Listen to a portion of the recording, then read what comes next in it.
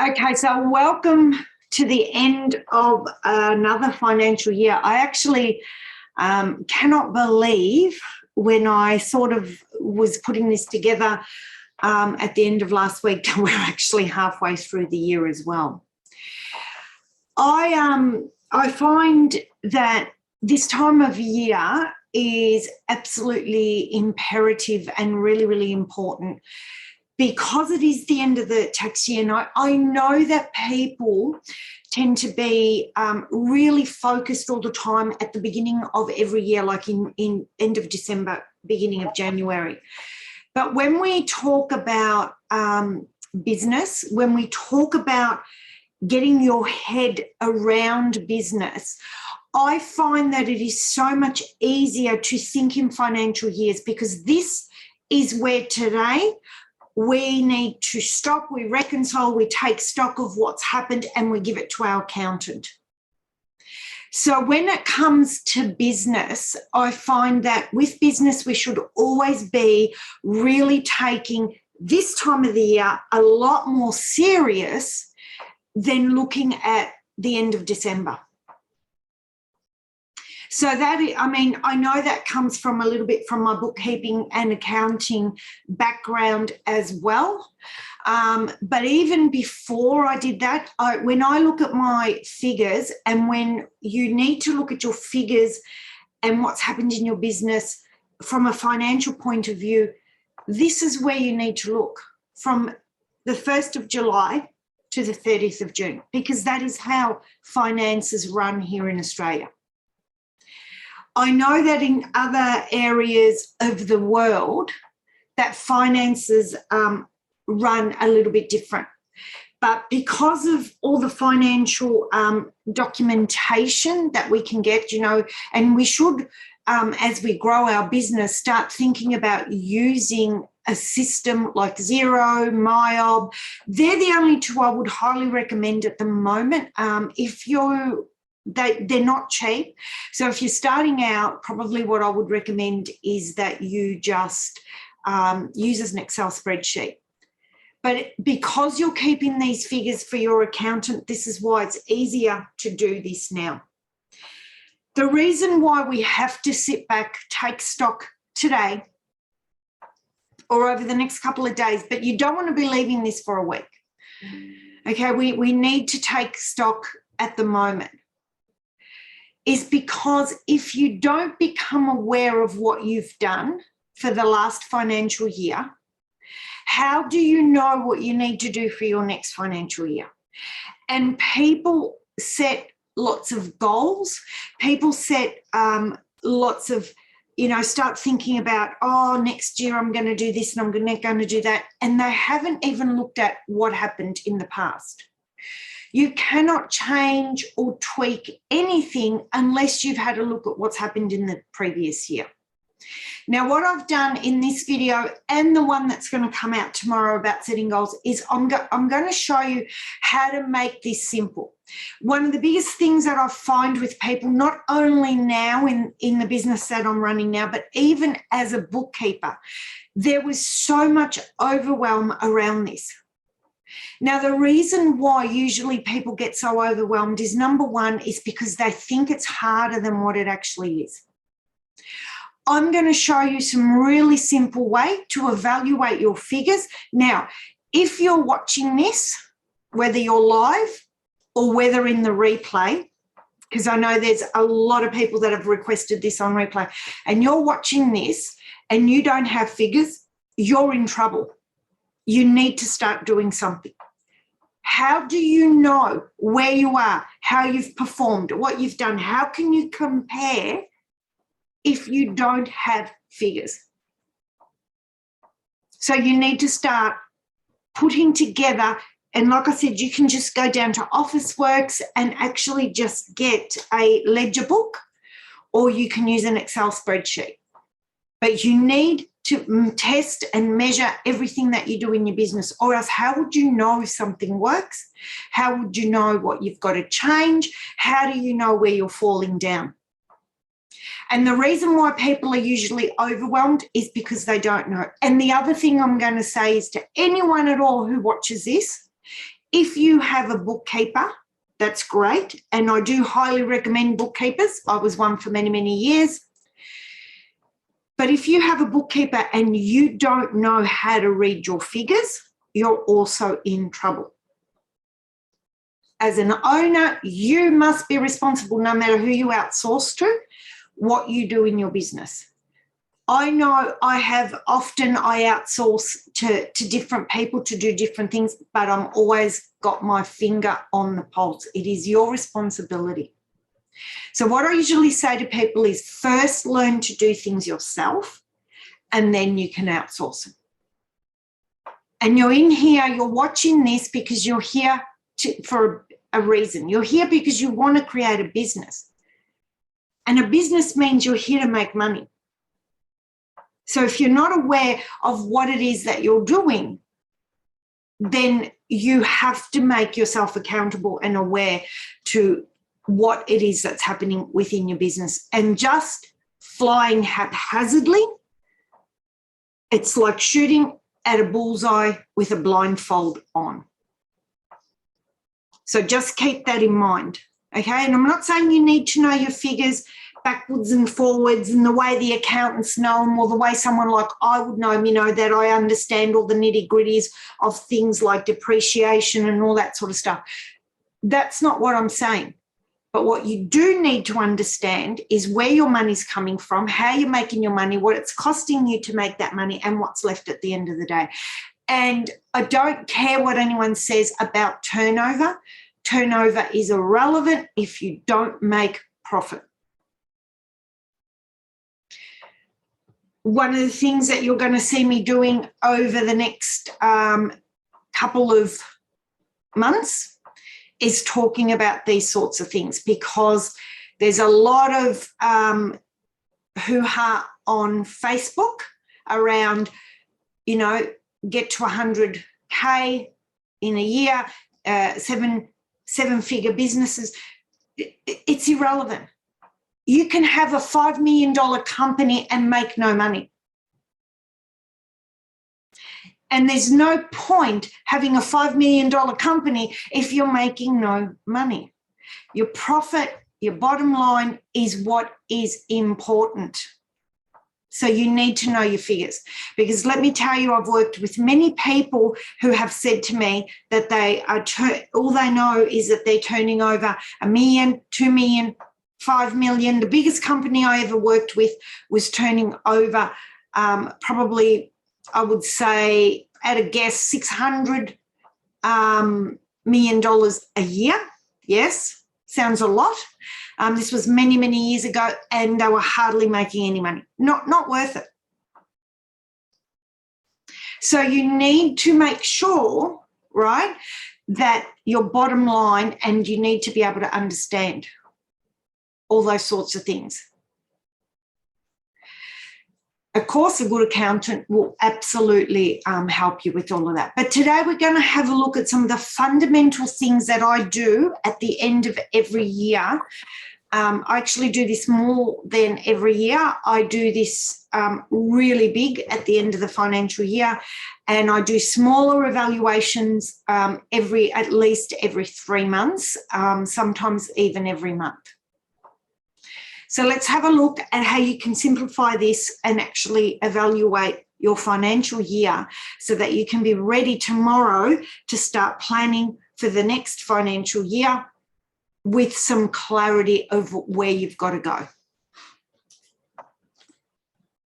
First thing I'm going to talk about, and this is where I said that I was going to talk both today and tomorrow about where people start is always wrong. So when we talk about your business, when we talk about your finances, that's not where we start. Where we start is with the wheel of life. Why? You are your business.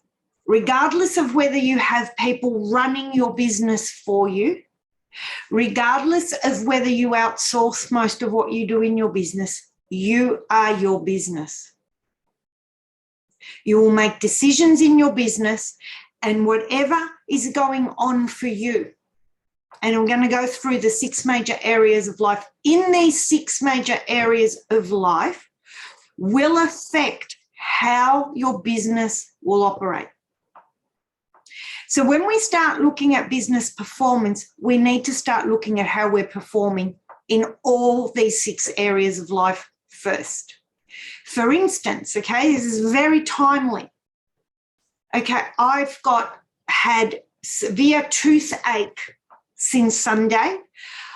I have a root canal, which is fine. I'm not worried about the root canal, but it's now day 5. I'm still in a bit of pain. It has taken 5 days for the infection in my mouth to actually subside. If you think that hasn't shown up in my business, you're wrong, because it absolutely has shown up in how I've shown up in everything this past week. So you need to evaluate every area of your life, and you need to look at which one of these areas is either letting you down so that you cannot show up in your business 100%, and you need to work on that first. Okay, so let's have a look at these areas. The first one is personal development, which is all about your mindset. Mindset is 80% of everything that you do. It doesn't matter what strategies, what anyone tells you, where you go, how many workshops you go to, how many trainings you have. It does not matter. If your mindset isn't where it's meant to be for you, and it doesn't mean that everyone's going to have the same mindset or be in the same mindset or be in the same level of mindset. It depends where you are on your journey. But if your mindset isn't where you want it to be for your next step, you're going to be held back. The next one is family and friends. This is a really big one. This is one that I've learned the hard way. You know, you've heard that saying, you are the sum of the 5 people that you hang around with. That is absolutely true. And this, one of my big changes and evaluations that I know that I've had to make for 2021, moving into 22, 23, is that I have to change some of my circle. Because if you are in a circle of people that are not supportive to you, and I know we can't choose our family, but if you can't choose your family, you might need to look at, you know, if they are not supportive, that you need to back off a little bit, or you need to, when they talk, it needs to be water off a duck's back. Because these people will influence your mindset and will hold you back. Or what will happen is, you know, when you have to jump on, you know, and do your marketing, your lives, and these day and age, it's not just all about lives. Social media is only one portion of what we do in marketing. You will hold yourself back because what if that person sees, what are they going to think of me? So you need to really evaluate who is around you, and if the people are not supportive, you either need to move them out, or you need to build some resilience around them. It's as hard as as hard as that, and it is difficult, believe you me, because this is something that I have again encountered this year, and it's something that I know I have to do, as hurtful as it is. They just hold you back. You need supportive people, and people who will actually call you out on your own BS. That's why getting into a like-minded community is always great. Relationship, meaning your relationship with your significant other, if you have one, or looking at if you haven't and you want one. If you don't want one, it's not a problem. But if you haven't got a relationship and you want one, or you're in a relationship that is holding you back, again, you have to really have a think about what's happening there. Because if you are not happy, if you're waking up every morning in a relationship that you're not happy, or you don't have a relationship and you want one, it plays in the back of your mind. This is the thing that we don't realize. The unconscious mind holds all this stuff in the back of our mind. and it plays there and plays there. And so it doesn't give you your full attention to show up how you want to show up in your business. And of course, if you're in a happy relationship, you're happy in every area of life, guess what? You're going to show up in that business 100% more happier, more switched on, more ready to go, and less worried about, you know, what you look like, what you sound like, and what people are going to think of you. Career and money, this is what this is all about. Okay, this is the sector that I mainly work with people these days. But let me tell you that when people come to me for their career and money, it's very rare that we don't jump in one of these other circles. Very, very rare. Other segments of the circle. Very rare. There is always something else going on. So we're going to do work on that, of course, today. Health and fitness. This is really important too. You are your business. You need to be as healthy and as fit for what you need to show up in your business. One of the biggest things that happened is over the last 2 years, a lot of us, and I say us because I'm going to put my hand up here, we got lazy, especially here in Melbourne. We were locked down for so long, we got lazy. So if you want to show up, and some of the things that I'm starting to implement over the next couple of months will mean that I have to get my health and my fitness to a certain level, or I'm not going to be able to achieve some of the things that I want to do. All these areas are going to be different for all of us. But where do you know, is your health and fitness at a level that you need to be able to show up? I can tell you right now, mine is not. But I'm doing something about it. So another area, and spiritual development. Now, over the last couple of months, probably, I wouldn't even say 12 months yet, I've had a really in-depth view of the difference of what spiritual development is for all of us. And what I would say is spiritual development is all about, for me anyway, is all about mindfulness and getting in touch with who you really are. Some people in the spiritual world will call it, this is getting in touch with your higher self.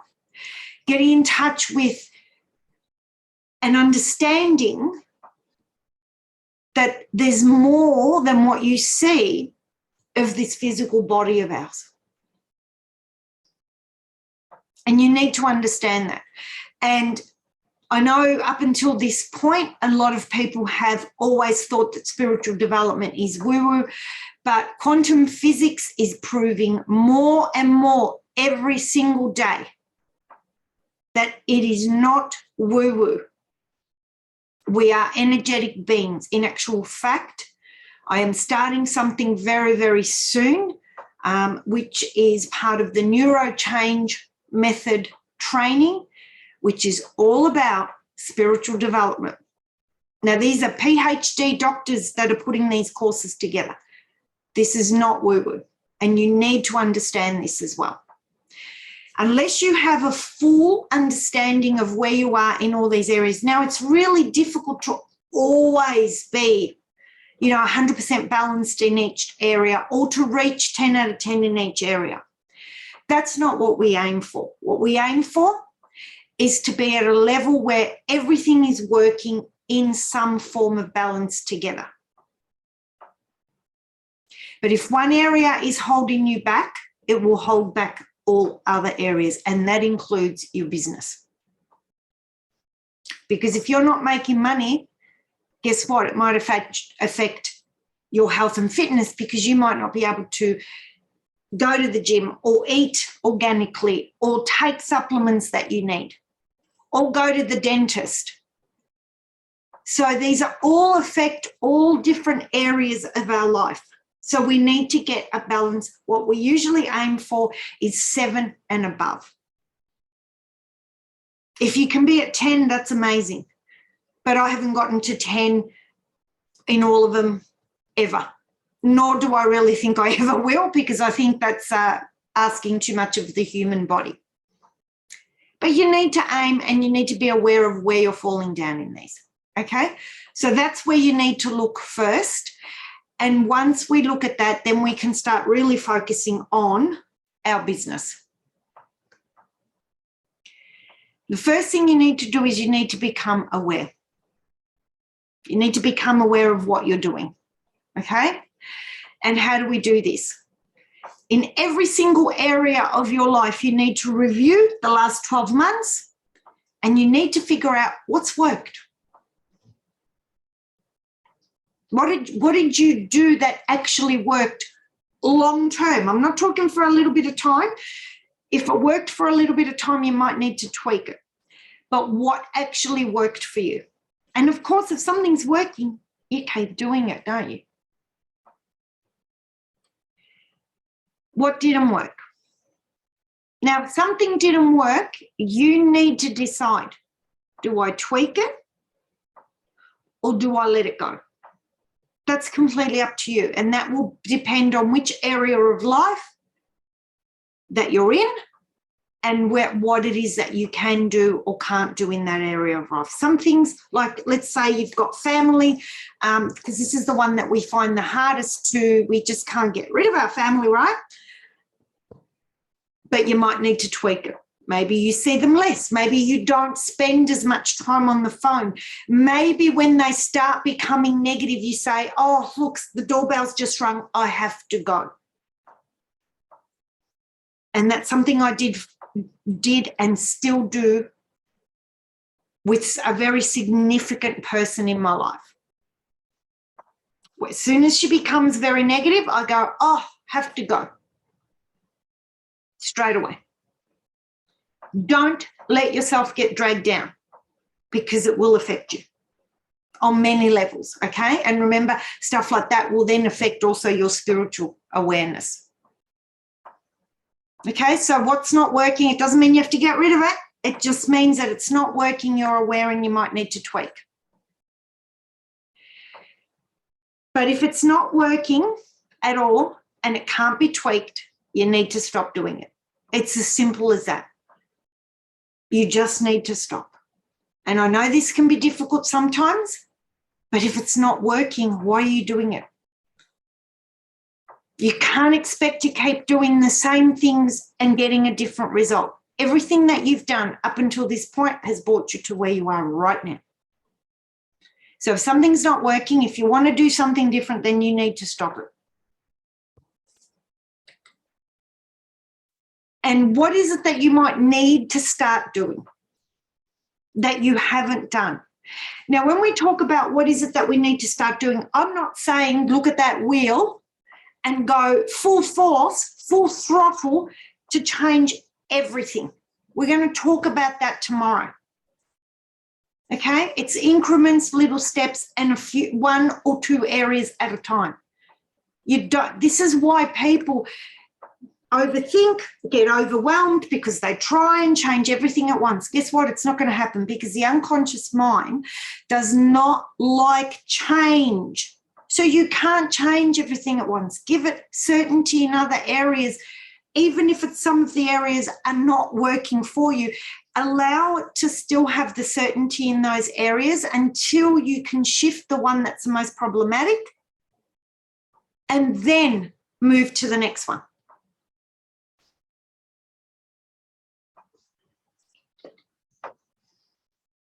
Talked about metrics. Okay, we're going to go straight into business now. One of the things that you need to do is in your career and money sector is you need to ask yourself those questions and you need to compare your metrics, meaning that you need to look at what you did for the year. Where did your money come from? Where did your money go? Basically, it's as simple as that. And if we're looking at where did your money go, you need to look at that and say, where can I cut back expenses? Are there some things that you're doing currently in your business that are costing you unnecessary money? Or are there some things that you're doing in your business that you can stop doing and put the money into something else? That's a call that I make on a regular basis. Most of you know that I've started working with a real top-level mentor at the moment, which has cost quite a bit of money. So I looked, before I got involved in that, instead of just going and finding the money from nowhere, I looked at my metrics and I went, right, what can I do that will allow me to work with this person? Because I know that personal development is really, really important. For me, anyway. For me, it is. I've got it. I'm very well aware that I need to constantly have someone there keeping, that I can bounce with. Not really so much keeping me accountable, because I keep myself accountable, but someone to bounce with.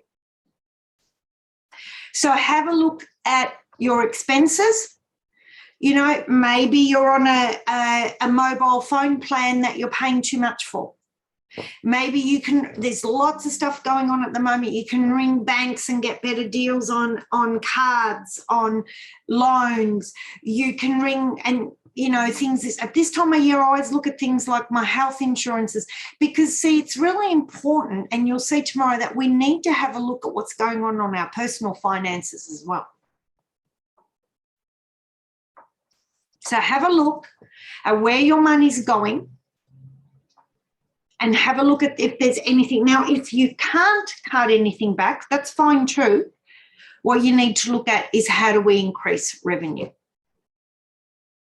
But a lot of the time what I hear is people always saying that they need to increase revenue, and then they get overwhelmed, burnt out. But then when we look at their profit and loss, there's a lot of expenses that are completely unnecessary. Or if I get someone to do an evaluation of their household expenses, because they need to draw money out of their business to pay for their household expenses, there's a lot of things we can cut back there, which drops that overwhelm very quickly. And this is where people make mistakes in business, and where, and I'm just going to say it, some coaches give the wrong information. And they just push and push and push and push the business owner to make more and more and more and more. And of course, what happens? Burnout. So I'm here to tell you, it doesn't have to be like that. You have to know what your metrics are. What money's coming in, what's going out. Then when we do start looking at what money's coming in, you need to know where it's coming from. Now, this is really important. Let's talk about funnels. We all have in businesses, and it doesn't matter whether your product, service, big, small business, you all have a funnel.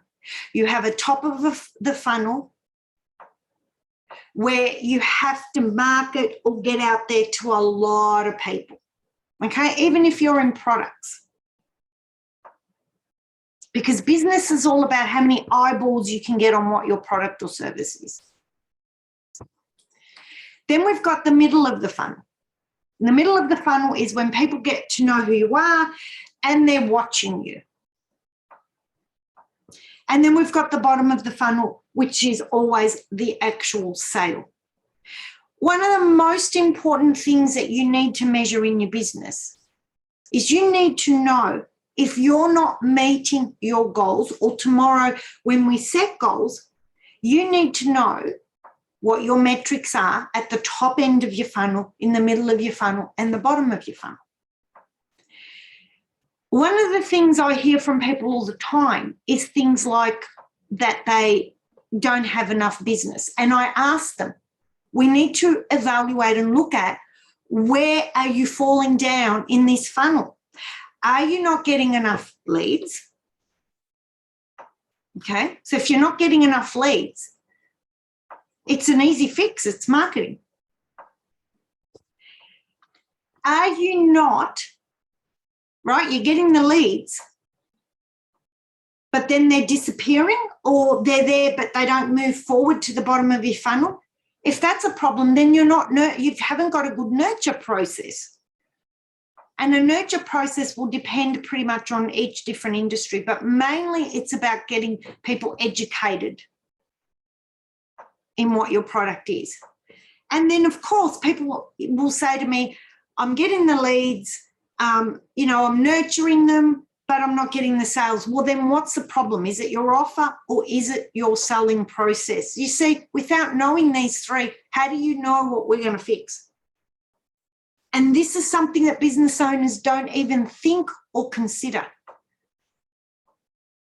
I can't help you if I don't know if you're not keeping record of what's happening.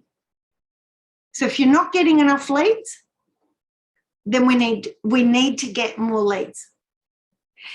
If you're getting the leads and then, you know, they're just not, they're not converting, you know, they're there and you're sending out emails and they're in Facebook groups and whatever it is that you do and nothing's happening, well, your nurture process might need to change.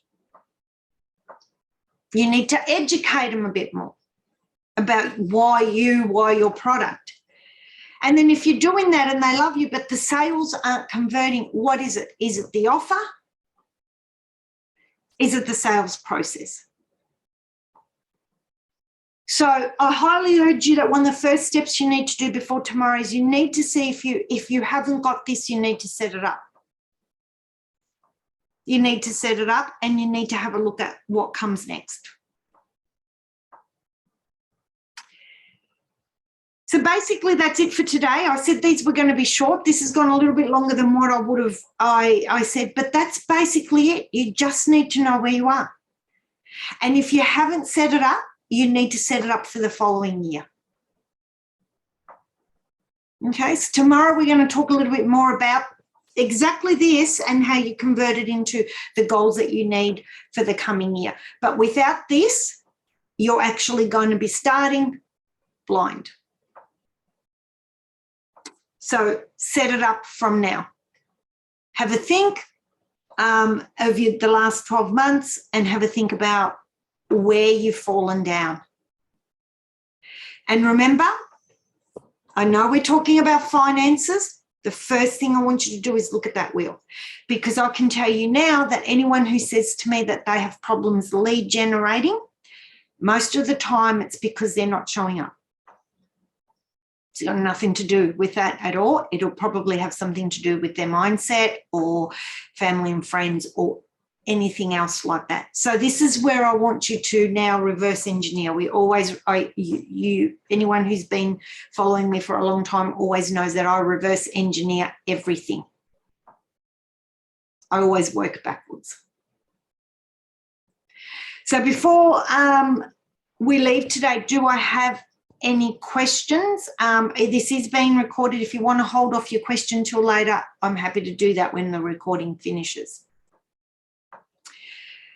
Cool. So if you can get on to that, part 2 is going to be tomorrow, and I'm going to show you how to actually set goals just based on what we're evaluating without going into too much overwhelm again.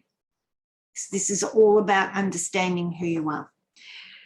And of course, thank you for being here. Just a little reminder that there's lots of hints and tips on YouTube, my Facebook group, Business Secrets for Change Makers. There's going to be some amazing stuff happening over the next 90 days. So there is going to be a live going out at some stage today. But for the people that are watching this, I am going to announce it as promised, and I will announce it in a live. I have created a brand new program. I have a new business name currently in trademark, and it's called Consciouspreneur. I know everyone who's already in that group has seen that and knows that name. This is about the aware entrepreneur. And what I'm going to be doing over the next 90 days is to actually go live whenever I can. It'll be, most mornings will be live. There will have to be a few pre-recorded ones because unfortunately I've got things like BNI that I have to attend and I cannot sign off before 8:30, but there will be lives at 8:30 every morning on all my social media channels, as many as I can do in one hit, where I will be sharing business hints and tips to show people how to create their business in 90 days, all the things that I've used, all the things that go through my mind, and also to show you what goes through my head whenever I sit here every morning and just reflect on my business, because I do this, not to this extent, but I reflect every single day.